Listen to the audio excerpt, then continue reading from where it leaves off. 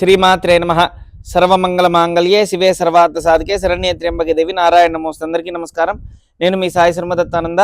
ఈరోజు మనం తెలుసుకునేది 2025 సంవత్సరంలో కన్యా రాశి వారికి ప్రత్యేకించి మహిళలకు ఎలా ఉండబోతుంది, దానిలో కన్యా రాశి వారు ఏ విధంగా చేసుకుంటే వారికి మంచి ఫలితం ఉంటుంది, వారు ఏ విధంగా ప్రయత్నిస్తే మంచి ఫలితం ఉంటుంది, వారికి ఏమేమి అంశాలు మంచి శుభ సూచికాలుగా ఏమున్నాయి, అశుభ ఫలితాలు ఏమున్నాయి మనం తెలుసుకుందాం. ముందుగా కన్యా రాశి వారి యొక్క తత్వం గుణం చూసుకుంటే కనుక 3 గుణాలకి సంబంధించింది. అంటే దైవతా గుణం, మనుష్య గణం, రాక్షస గణానికి సంబంధించిన వారు అయి ఉంటారు. అంటే వారు సహజంగా కొంతమంది దైవతా సంబంధించిన వర్గంలో ఉంటారు, కొంతమంది మనుష్య వర్గంలో ఉంటారు, కొంతమంది రాక్షస వర్గంలో ఉంటారు. అంటే రాక్షస తత్వం అంటే ఏ పనైనా సరే ఒకసారి అనుకుంటే కనుక ఖచ్చితంగా అది ఎంతవరకైనా సరే అయి తీరాల్సిందే అన్నంత వరకు వెళ్తారనమాట. వాళ్ళు చేసే ప్రయత్నం ఏదైనా సరే ఖచ్చితంగా కూడా సక్సెస్కే ఆలోచన ఎక్కువగా ఉంటుంది. వాళ్ళ ఆలోచన ఎంత కష్టపడినా కొంతమందిది మనుష్య గణం, అంటే వారి యొక్క మనుష్యతత్వంగా ఆలోచిస్తారు. ఎలా ఆలోచించినా మనకంటూ మనం చేసిన దానికి వస్తే ఫలితం ఉంటే సరిపోతుందనే ఆలోచనతో ఉంటారనమాట. అదేవిధంగా వ్యాపార రంగం కానీ ఉద్యోగ పరంగా చూసుకుంటే కనుక వీరికి కలిసి వచ్చే అంశం చూసుకుంటే వీరు బుధుడికి సంబంధించిన వారు కాబట్టి ఎక్కువ శాతం వైద్యపరంగా అదేవిధంగా వ్యాపార పరంగా రెండిటి పరంగా కూడా రాణించగలుగుతారు ఈ యొక్క కన్యా రాశి వారనమాట. అయితే జాతకంలో మనం గనక పరిశీలించినప్పుడు బుధుడు మంచి స్థితిలో ఉన్నాడా లేదా అనేది ఖచ్చితంగా కూడా గమనించుకొని వెళ్ళాలి. ఇప్పుడు పంచమ స్థానంలో బుధుడు ఉన్నాడనమాట. ఇప్పటి వరకు కూడా చతుర్థ స్థానం నుంచి పంచమ స్థానంలోకి రావడం వల్ల పంచమ స్థానాధిపతి శని అవ్వటం వల్ల వీరికి అనేక రకముల ఇబ్బందులు, అనేక రకముల యోగ్యాలు, అంటే యోగము ఇబ్బంది రెండు ఒకటేసారి ఎదురవుతాయి అన్నమాట. వీరికి మంచి అవకాశం వస్తుంది, దూర ప్రయాణం అవ్వచ్చు, దూర ప్రాంతంలో వీరికి జాబ్ కానీ వ్యాపార కానీ ఇలాంటివి వచ్చే అవకాశం ఉంటుంది. కాబట్టి వీరు నివసిస్తున్న ప్రదేశం నుంచి చాలా దూరం ఉద్యోగం కానీ వ్యాపారం కానీ అవకాశం ఉంటుందన్నమాట. ఎందుకంటే బుధుడు పంచమ స్థానంలో ఉండటం వల్ల సంతాన వర్గానికి దూరంగా ఉండటం, వ్యాపార పరంగా కానీ ఉద్యోగ పరంగా కానీ చాలా దూరంగా ఉండటం జరుగుతుంటుందన్నమాట స్త్రీలు. అదేవిధంగా ఉద్యోగ పరంగా కూడా అనేక రకమైన ఇబ్బందులు కలిగే అవకాశం ఉంది. దానికి కారణం ఏంటంటే వీరికి పంచమాధిపతి మనకి పంచమంలో బుధుడు ఉన్నాడు. వ్యాపారానికి కానీ ఉద్యోగానికి అన్నిటికీ కూడా బుధుడే అన్నమాట. అయితే పంచమాధిపతి షష్టమంలో ఉండటం వల్ల శత్రువర్గం నుంచి ఎన్నో ఎదురు దెబ్బలు తినే అవకాశం ఉంటుంది. కానీ ఎన్ని ఎదురు దెబ్బలు తిన్నా వీళ్ళలో ఉన్న మంచి స్వభావం ఏంటంటే ఖచ్చితంగా కూడా పాజిటివ్ ఎక్కువగా ఉంటుంది. ఎంత ఇబ్బంది పడినా దాన్ని ఎదిరించే ఆలోచన వీళ్ళకి ఎక్కువ ఉంటుందన్నమాట. బుధుడు మార్పు వల్ల వీరికి వృత్తిరీత్యా వ్యాపార రీత్యా వృత్తిపరంగా చూసుకుంటే వీరు ఎక్కువ శాతం కూడా వైద్య వృత్తి అవ్వచ్చు, అదేవిధంగా విద్యా వృత్తి అవ్వచ్చు, వైద్య వృత్తి అవ్వచ్చు, ఇలాంటివి సంబంధించిన దానిలో డాక్టర్స్గా కూడా ఎక్కువగా కూడా ఉండటం జరుగుతూ ఉంటుందన్నమాట. అదేవిధంగా వ్యాపార పరంగా అన్ని రంగాలు వీరికి బాగా కలిసి వస్తాయి. అన్ని రంగాలుగా కూడా వీళ్ళు ముందు స్థితికి వెళ్తారనమాట.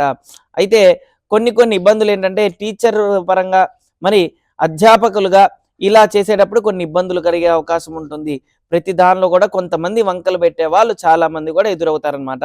మాసపర్యంగా చూసుకుంటే కనుక 3 నెలల పాటు వీరికి ఫిబ్రవరి, మార్చ్, ఏప్రిల్ ఈ 3 నెలల్లో వ్యాపార పరంగా ఉద్యోగ పరంగా అనేకమైన రకములుగా మంచి కానీ చెడు కానీ, ఎందుకంటే ఒకటండి జాతకాన్ని క్షుణ్ణంగా పరిశీలించి అప్పుడు చెప్పాలి ఎప్పుడైనా సరే. ఇప్పుడు నేను చెప్పబోయేది మొత్తం కూడా గోచార ఫలితం, అంటే ప్రతి ఒక్కరికి వర్తించేది. మనం జాతకాన్ని క్షుణ్ణంగా పరిశీలించినప్పుడు మన యొక్క జాతకంలో ఏ గ్రహం బాలేదు, ఏ గ్రహానికి సంబంధించింది ఏం చేస్తే మంచి ఫలితం వస్తుందో సపరేట్గా చెప్పుకుంటేనే మనకు తెలుస్తుంది. ఇది అందరికి కలిపి చెప్పేది కాబట్టి ఎవరిదైతే జాతకం తెలుసుకోవాలనుకుంటున్నారో వాళ్ళు అన్నిట్లో కూడా అర్థం చేసుకొని గ్రహస్థితుల్ని చేసుకుంటే మంచి ఫలితం ఉంటుందన్నమాట. ఏప్రిల్, మే, జూన్ ఈ 3 నెలలు కూడా చాలా విశేషంగా ఉంటుంది.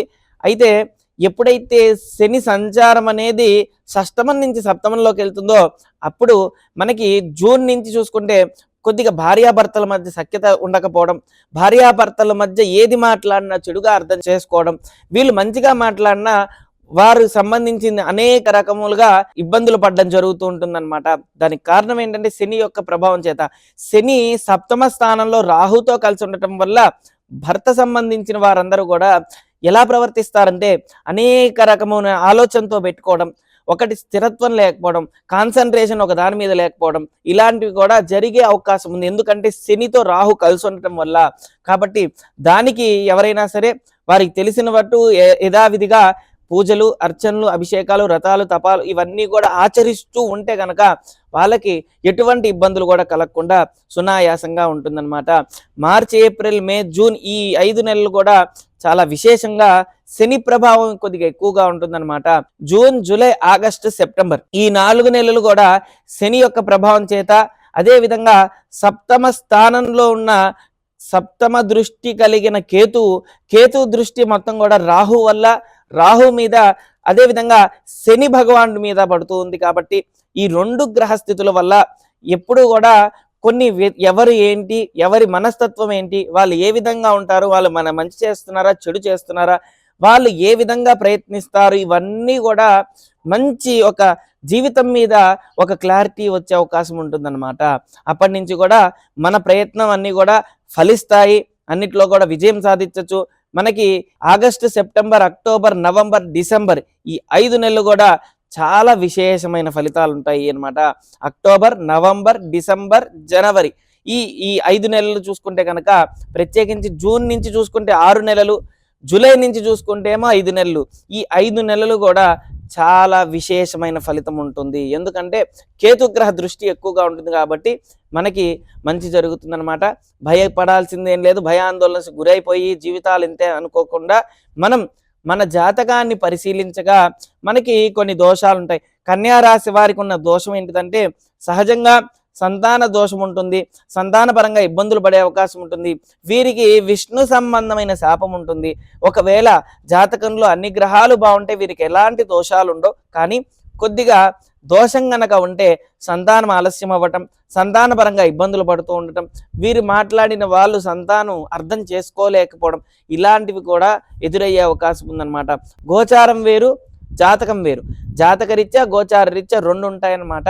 మనం గోచార పరంగా ఇప్పుడు చెప్తున్నాం, అంటే అందరికీ ఇలా ఉంటుంది కాబట్టి అందరి జాతకంలో ఇలా ఉంటుంది. కానీ కొందరికి ఖచ్చితంగా కూడా 3 గ్రహాలు బాగుంటే 3 గ్రహాలు బాగుండవు. ఆ 3 గ్రహాలు ఏంటివి, ఆ గ్రహానికి సంబంధించి మనం ఏం చేస్తే మనకు మంచి జరుగుతుంది, దాన్ని ఏం చేసి మనం అన్నిట్లో కూడా విజయం సాధించవచ్చు, అన్నిట్లో కూడా ధనం సంపాదన ఎలా పెరుగుతుంది, వ్యాపారం ఎలా వృద్ధిలోకి వస్తుంది, సంతానం ఎలా కలుగుతుంది, ఆయుష్ ఎలా పెరుగుతుంది, ఇవన్నీ కూడా ఖచ్చితంగా తెలుసుకొని జీవితం వెంబడే మారిపోవండి. దానికి 6 నెలల్లో 3 నెలల్లో మనం చేయాల్సిన రెమెడీస్, జపం, తపం చేసుకుంటే కనుక ఖచ్చితంగా కూడా మంచి ఫలితం ఉంటుంది. అన్నిట్లో కూడా విజయం సాధించవచ్చు అనమాట. మీకు ఎటువంటి సమస్యలు ఉన్నా ఆ సమస్యలకి ఖచ్చితంగా కూడా పరిష్కారం తెలియచేయడం జరుగుతుంది. దయచేసి ఇక్కడ స్క్రోల్ అవుతున్న నెంబర్కి కాంటాక్ట్ అవ్వండి. ఓం శ్రీ దత్తాయ నమః. ఓం శ్రీ దత్తాత్రేయాయ నమః.